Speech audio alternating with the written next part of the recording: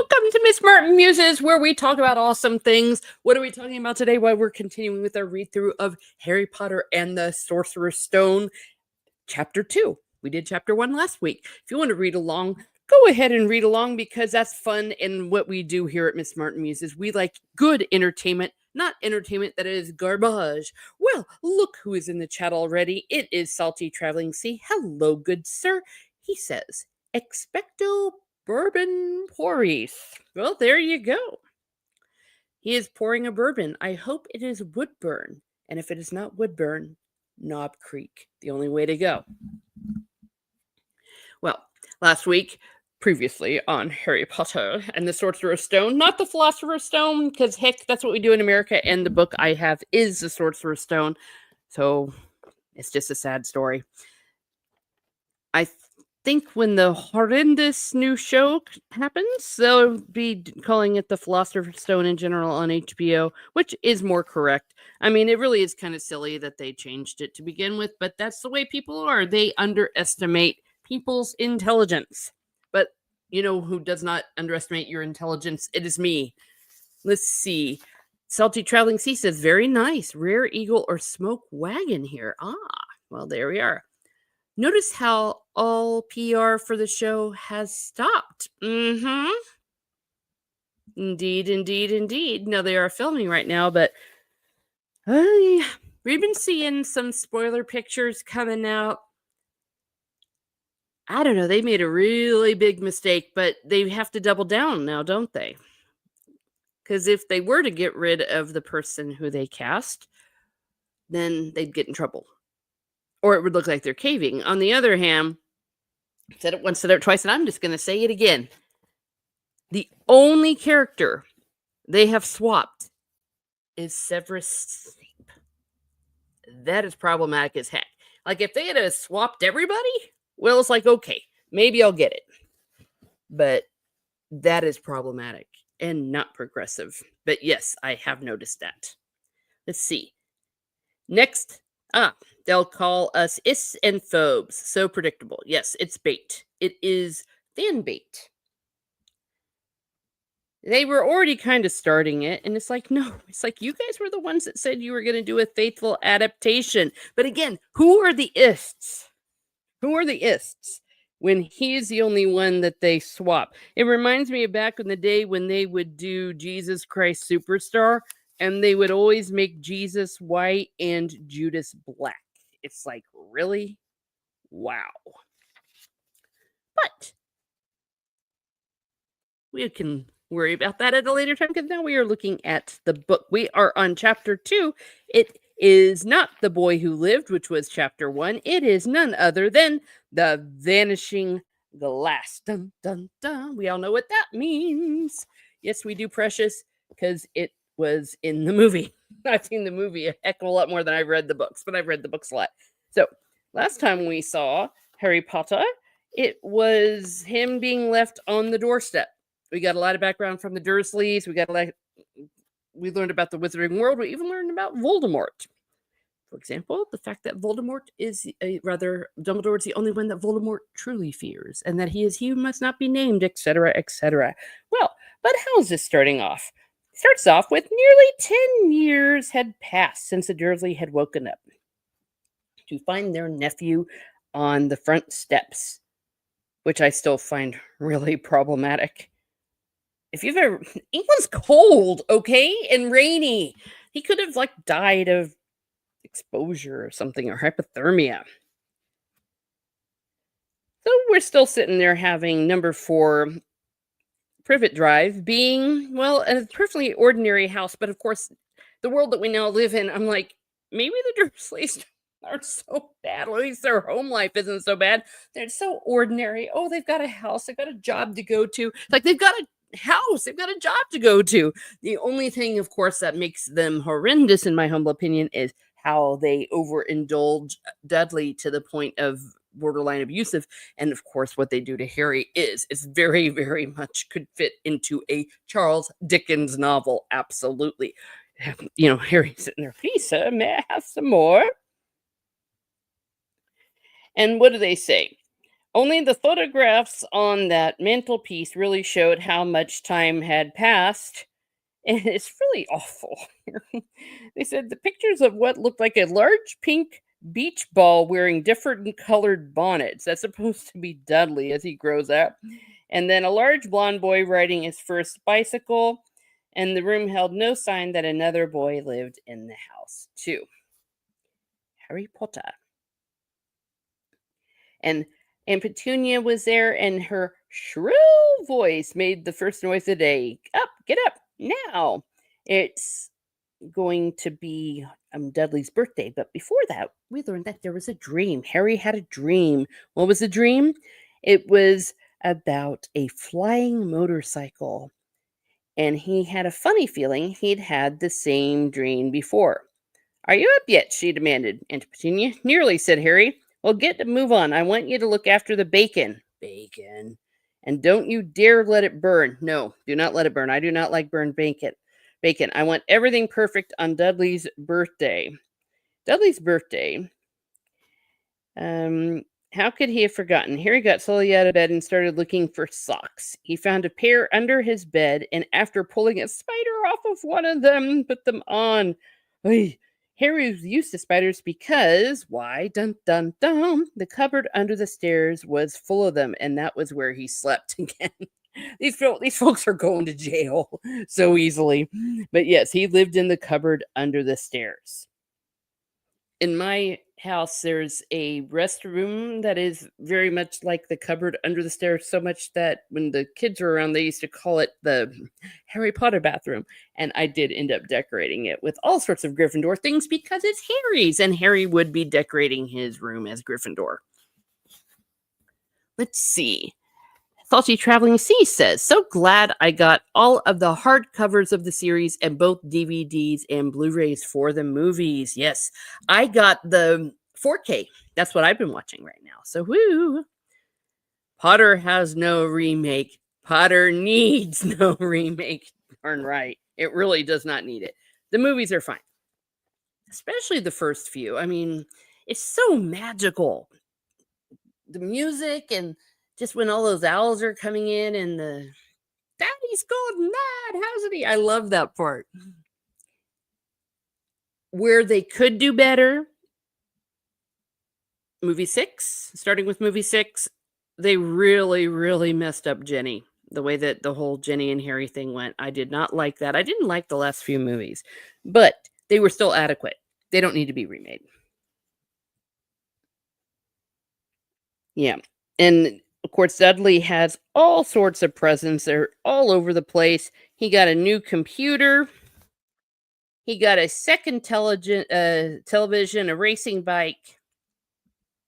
And it was a mystery to Harry because Dudley was very fat and hated exercise.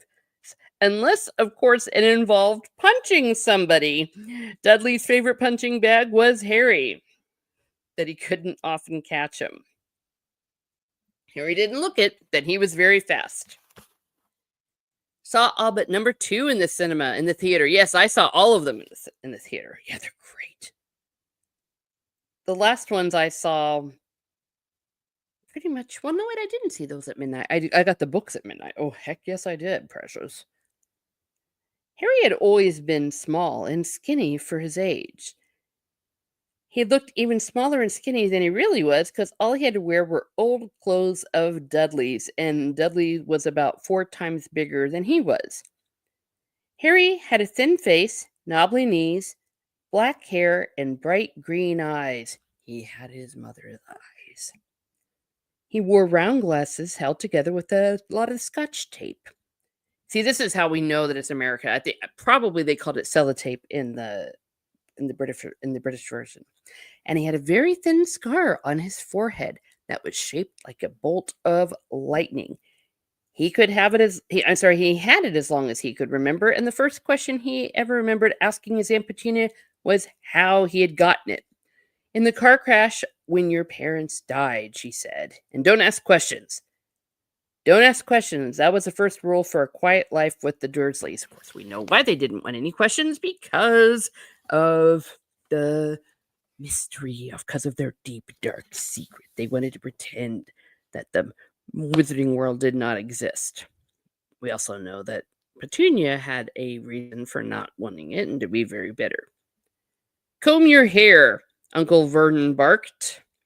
About once a week, Uncle Vernon looked over the top of his newspaper and shouted that Harry needed a haircut. Harry must have had more haircuts than the rest of the boys in his class put together, but it made no difference. His hair simply grew that way, all over the place. And it says Dudley's appearance. Dudley appears, and he says that he looked a lot like Uncle Vernon.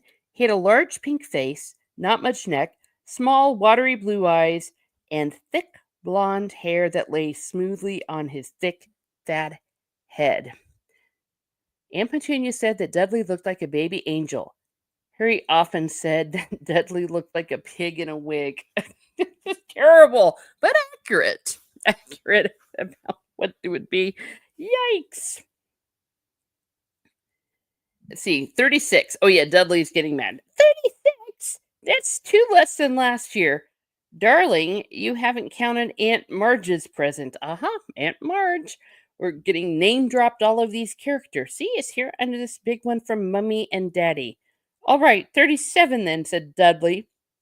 Harry could see a huge Dudley tantrum coming on, and so he began wolfing down his bacon as fast as possible in case Dudley turned the table over. Yeah, he is completely out of control. This is not okay. And then Petunia says, "We'll buy you another 2 presents while we're out today. How's that, Pumpkin? 2 more presents. Is that all right?" They're letting this kid run the place, run the house, and by making him this demanding, again, they're creating a little monster out of him. And then he's trying to count. "So I'll have 30, 30, 39 Sweetums." Uncle Vernon chuckled. His son is being a little punk. His son can't count, and the dad thinks it's funny. No, that is not funny. And he's like, "Attaboy, Dudley." My goodness. And then Mrs. Aunt Petunia is saying, "Bad news, Vernon. Mrs. Fig's broken her leg. She can't take him." She jerked her head in Harry's direction. Because originally they didn't want to have Harry come with them, and they would have him go over hang out with Mrs. Fig. Who's Mrs. Fig? A mad old lady who lived 2 streets away. We learn later that she is a squib. Harry hated it there. The whole house smelled of cabbage, and Mrs. Fig made him look at photographs of all the cats she'd ever owned. Come on, Rolly. Another stereotype. The crazy cat lady. She's a mad old lady. We learn later that she is the one who was supposed to be looking after Harry. That's why she was so nearby. And she also was the one that to make sure he didn't get hypothermia when they left him on the doorstep the other day. Then Anti-Derivative Jill helped me out with that last time. "We could phone Marge," Uncle Vernon suggested. "Don't be silly, Vernon. She hates the boy." The Dursleys often spoke about Harry like this, as though he wasn't there. Or rather, as though he was something very nasty, like a slug. "What about, what's her name? Your friend, Yvonne. On vacation in Majorca," snapped Aunt Petunia. Very cranky people.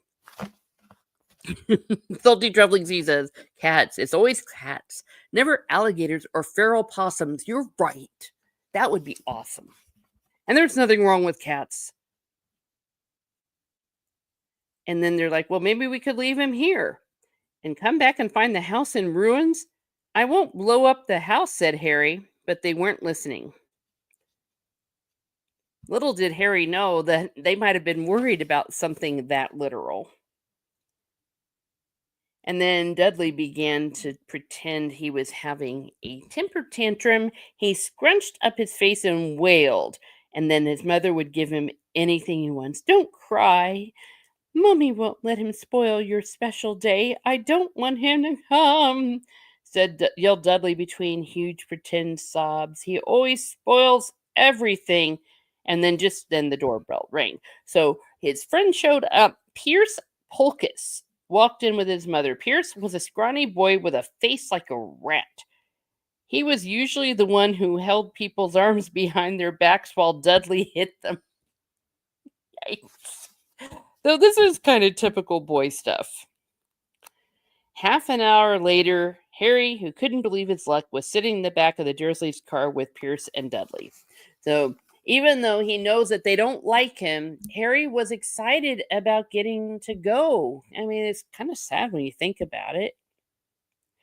And Uncle Vernon had taken Harry aside. I'm warning you now, boy. Any fuzzy business, anything at all, and you'll be in that cupboard from now until Christmas.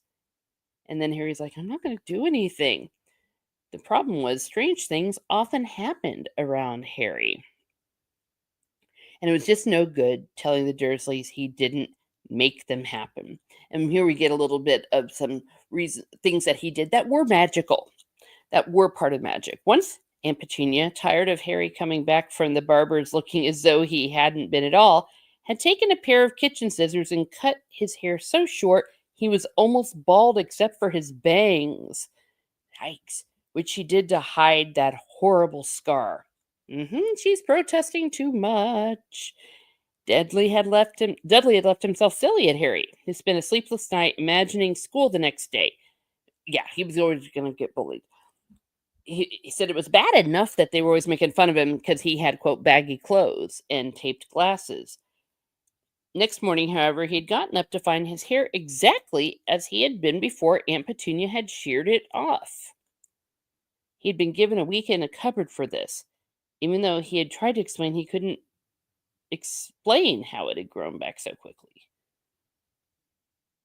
Really? That's double explains there. That's not good writing. Oh, well. So, one, he'd gotten a horrible haircut and made his hair grow back against his will. And then another time, she'd been trying to force him into a revolting old sweater of Dudley's. See, it was brown with orange puffballs. My gosh, that sounds horrible. The harder she tried to pull it over his head, the smaller it seemed to become, until finally it might have fitted a hand puppet. But it certainly would not fit Harry. And there's something else. He's like, I'm not going to wear this. So he subconsciously used magic to shrink it. And he'd gotten into horrible trouble for being found on the roof of the school kitchens. Dudley's gang had been chasing him as usual. Poor guy, always being bullied and chased. Had been chasing him as usual when, as much to Harry's surprise as anyone else's, there he was sitting on the chimney. They had received a very angry letter from the headmistress telling them that Harry had been climbing school buildings. But all he'd tried to do, as he shouted at Uncle Vernon through the locked door of his cupboard, was jump behind the big trash cans. We know it would have been dustbins in the British version, outside the kitchen doors. Harry supposed that the wind must have caught him mid-jump. The wind did it. It is a Dega outlaw. Hello, good to see you. Good evening, good people. Good people, you are too. It is good to see you. Yes, we are going through chapter 2, The Vanishing Glass of Harry Potter and the Sorcerer's Stone. So the 3 different magical things that we learned. Well, 4 if you count the dream about the motorcycle, because most people can't remember things that happened when they were 1 year old, but maybe with magic you can. So the whole making his hair grow after his Aunt Petunia gave him a terrible haircut, the shrinking sweater, and then he flew up on top of the building. But today, nothing was going to go wrong. It was even worth being with Dudley and Pierce to be spending the day somewhere that wasn't school, his cupboard, or Mrs. Fig's cabbage-smelling living room. My gosh. I think we all have had, like, old people that we've gone to their house that they have, like, a weird smell. And as they're sitting there talking away, see what's going on. Oh, Uncle Vernon was complaining about motorcycles. And then Harry volunteers. I had a dream about a motorcycle. It was flying. Uncle Vernon nearly crashed into the car in front. He turned right around in his seat and yelled at Harry, his face like a gigantic beet with a mustache. Motorcycles don't fly! He is protesting too much.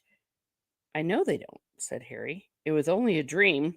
And I can imagine him going, dude, I just said it. Why is he losing it like that? But he wished he hadn't said anything.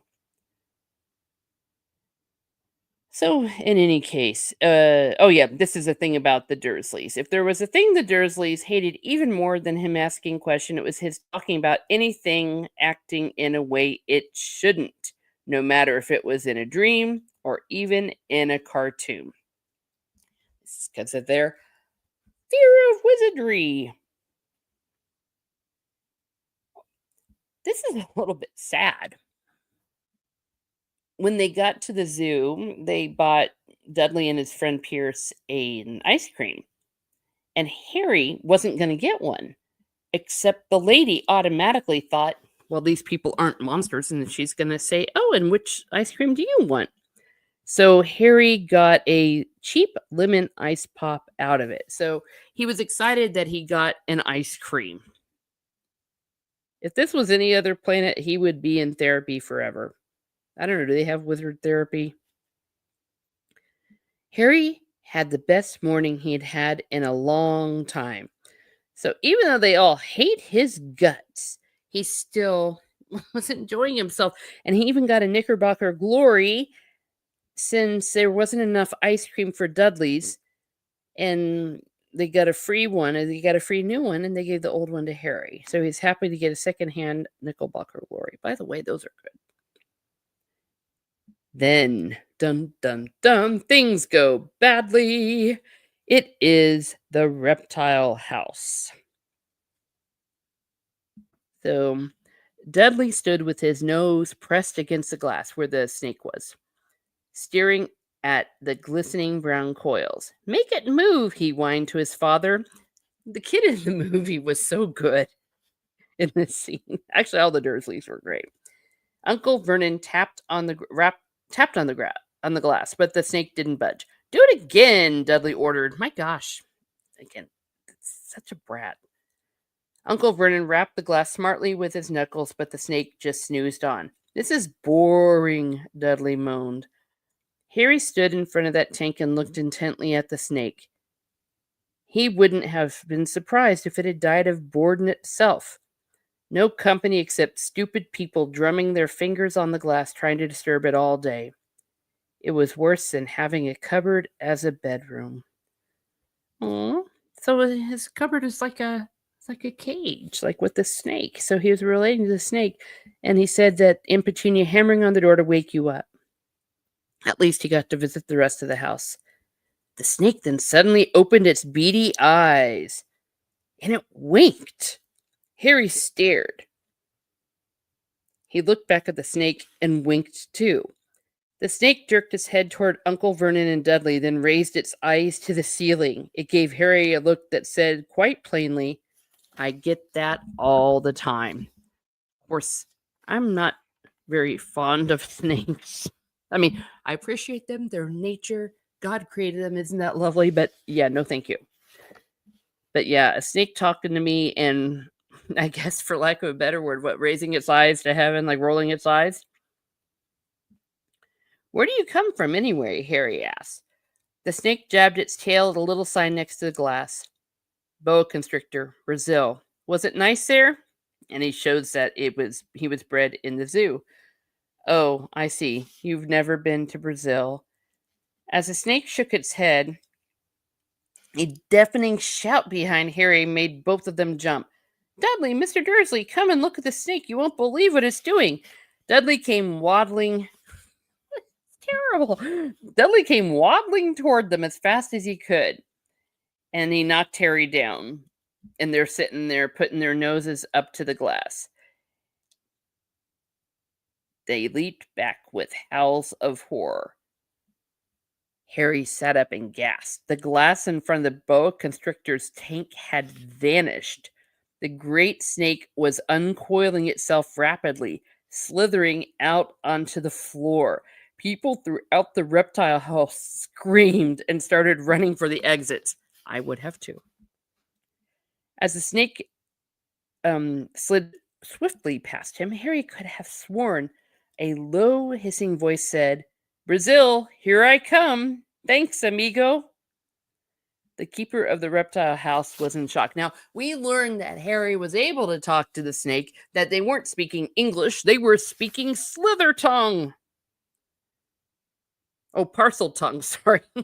That's half Slytherin. Parcel tongue. But the glass, where did the glass go?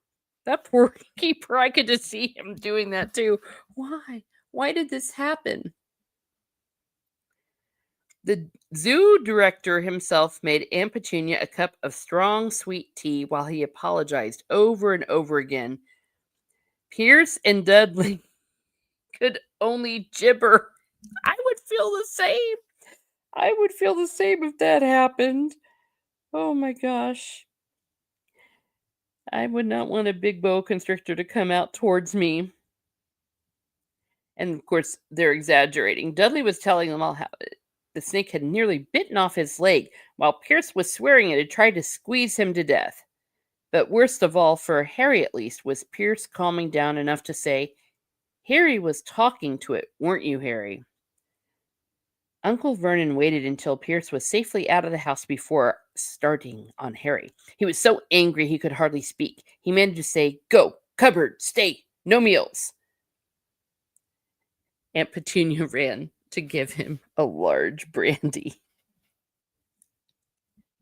I'm with them on that. I'm with them. I can understand that kind of a life.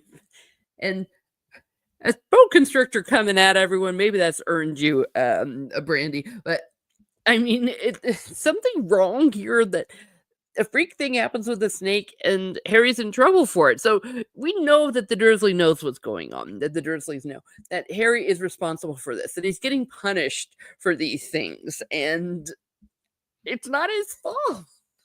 I mean, he doesn't like Dudley and all of them, but he wouldn't do that.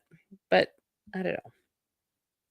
Anyways, meanwhile, Harry lay in his dark cupboard much later, wishing he had a watch. He didn't know what time it was, and he couldn't be sure the Dursleys were asleep yet. Until they were, he couldn't risk sneaking to the kitchen for some food. Of course, that's very abusive. It used to be a thing. They used to say, "Put you to bed without supper." It's like, that's not good. That's not good. Don't starve the kid. He'd lived with the Dursleys almost 10 years. 10 miserable years, as long as he could remember. He couldn't remember being in the car when his parents had died. Sometimes, when he strained his memory during long hours in the cupboard, he came up with a strange vision. A blinding flash of green light and a burning pain in his forehead. So he's remembering the attack that you know who gave, and when he did the Avada Kedavra curse upon him. Oh, well, it is Ancient One. Hello, and welcome to Miss Martin's Castle of Roses, our beloved rose in a flower pot that somehow levitates.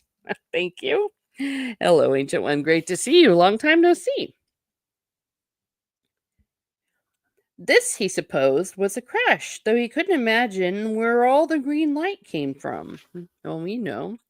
From Voldemort, he who shall not be named. He couldn't remember his parents at all. His aunt and uncle never spoke about them, and of course, he was forbidden to ask questions. There were no photographs of them in the house. Ah. When he had been younger, Harry had dreamed and dreamed of some unknown relation coming to take him away. Oh, what? It's perfectly natural. It's like he's so sad. The good news is, in a way, that will be happening, though not a blood relation, but Hagrid will be coming to take him away. And I think this is what makes it so sad in The Prisoner of Azkaban. I remember, of all the things in the Harry Potter that moved me the most, it was when he really thought that he would get to go and live with Sirius. And then didn't, that was just so sad. I remember that really made me sad. Yet sometimes he thought, or maybe hoped, that strangers in the street seemed to know him. Ah, here's another thing with the wizarding world overlapping into the muggle world. Very strange strangers they were, too. A tiny man in a violet top hat had bowed to him once while out shopping. After asking Harry furiously if he knew the man, Aunt Petunia had rushed them out of the shop without buying anything. A wild looking old woman dressed all in green had waved merrily at him once on the bus. A bald man in a very long purple coat had actually shaken his hand in the street. The weirdest thing about all these people was they seemed to vanish the second Harry tried to get a second look. At school, Harry had no one, so he doesn't have any friends. This is why it's so cool what's going to be happening later when he becomes best friends with Ron and Hermione. Everybody knew that Dudley's gang hated that odd Harry Potter in his baggy old clothes and broken glasses, and nobody liked to disagree with Dudley's gang. So maybe it wasn't so much that the people were mean, the other kids were mean, they just didn't want to get beat up. I can imagine Dudley and them, I mean, going around being a bunch of big punks. Yeah, those were the kids that you would avoid on the playground. You didn't want to make them mad. Let's see. Ah, Ancient One says, "Good to see you too, Miss Martin Loses. No time no see. Late happy Thanksgiving. Well, happy Thanksgiving to you. They're coming to take me away, haha. Yes, in a good way." And that's how the chapter ends. Let's see, what is the title of the next one? The Letters from No One, which is one of my favorite parts of the movie. I've already talked about that with the owls. So much fun. Such good things. You see, great entertainments out there, and the original Harry Potter books are fun. The movies are fun too, but this is my first time like going through in detail and just taking it one chapter at a time. Sometimes it's been tricky. It happened with the first chapter and it happened with the second chapter when I was reading these to make my notes. I was like, I want to keep reading, but I'm disciplining myself. I am precious, because it's fun to do it this way. And I guess I doesn't stop me from doing this with all 7 books. Eventually, if I go along with whatever this stupid new TV show is going to be, it'll be what, 10 years? Who knows? It was partly what was happening with the TV show, which made me want to do this, because we were already starting to see a few of the fake news. Well, they never said how they were described. You're seeing here that every time there's a new character, or even when they get older, like what happened with Dudley, she gives you very, very strong descriptions of these characters, so much that you can just see them. They just pop out of the pages. You imagine them. So yeah, don't be playing that game. Do not be playing that game, people. I think I can tolerate just about anything but someone insulting my intelligence. Speaking of which, yeah, so that's the end of the chapter here. So here ends the chapter. Talk about something that really insulted my intelligence. I'll be ranting about this for the next 15 years, perhaps. Is that whole King and Conqueror. Oh my gosh, I thought, hey, why haven't I heard about this? They did a big old mini series about the Battle of Hastings and William and Harold Godwinson. And oh my gosh, this is amazing. And they got the dude playing Jamie, playing the William the Conqueror. And then I learned why no one was talking about it except in a negative way. It was so bad. And it wasn't just the questionable Anglo Saxons in it. That was one of the smallest parts. I mean, what they did to Edward the Confessor, of course, the saint, of course, they got to make him be a psycho. And what they did with just the history, this is history that we know. I mean, especially, if you're English and stuff, this was done by the BBC, and everyone's like, we know this story left and right. This is like a part of our heritage. We just saw King Charles III crowned with all this stuff. We know these people, and they made it so retardando. I've never seen anything so ridiculous. So this makes me want to have a palate cleanser. So I feel so good going through this Harry Potter here. And let's see, Medi from the creators of Harry Potter and the Sorcerer's Stone. They bring you. Oh Okay, I can't say that out loud. My goodness gracious. Yes. So, um, King and Conqueror broke me a little bit, so it makes me very happy to go back into this. I'm also reading Dritz books. I am on the Legend of the Drow, or the Legacy of the Drow. That's a lot of fun. Now that I've finished the Wheel of Time, I'm also reading. What am I reading? I think this is it. Oh, I'm going to be reading a Louis L'Amour book. So I want to thank everyone that's popped in here. Thank you, Ancient One. Thank you, Adega Outlaw. Thank you, Salty Traveling Sea. And I've been people coming in and out. And those of you that will be watching on the replay, tell me if there's anything in the comments that I left out, or any comments that you would like to add to all of this. Again, this is just really fun reliving it. Coming up on Thursday night, I'm going to be on Prophet of the Dragon talking about Wheel of Time, since I finished it. So I don't have to worry about spoilers anymore. It's just going to be a general discussion. Also, eventually, Stig and I, when we find the time when we're awake at the same time, we're going to be doing the Cowboy Campfire with the Wild Bunch, which I did watch, and it was a wild movie. I can tell you that. Oh, heck yes. All right. Adega Outlaw says, lots of the breed is a good Louis. Oh, wait, sorry. Last of the breed is a good Louis L'Amour. Aha. Well, I have read, I think, Conacher. Yeah, I got that because it was Sam Elliott adaptation. So I go read that. Also, Flint is going to be one I'm going to be reading. I bought that for Steve, and I sent that over to him because, we like Westerns. But yeah, Last of the Breed is good, Louis L'Amour. Alrighty. Well, we'll get into that. And they're going to be making a Flint movie with the guy from Lost, the guy who played Sawyer in Lost, which I don't know if it's good casting from the book, but it's Sawyer, so it's good casting. Let's see. Ancient One is saying, almost forgot Miss Martin says, have you had the chance to get a hold of Lady Trailsea when you host that live stream podcast with her? Yes, she's having trouble with live streaming and stuff, so I don't know when that's going to happen, but I do appreciate that. I know you've been looking forward to that because we do enjoy talking about royalty. Yeah, we like to talk about the royals here, Miss Martin muses. Especially, we don't like a certain Duke of Sussex. Yeah. Alrighty. Well, that's that. I want to once again thank you everyone for coming in, and please stay tuned, hit that bell, and see. I know you've been waiting for that day to happen. I know, and I don't know when it will. I honestly don't. So have a great evening, everyone.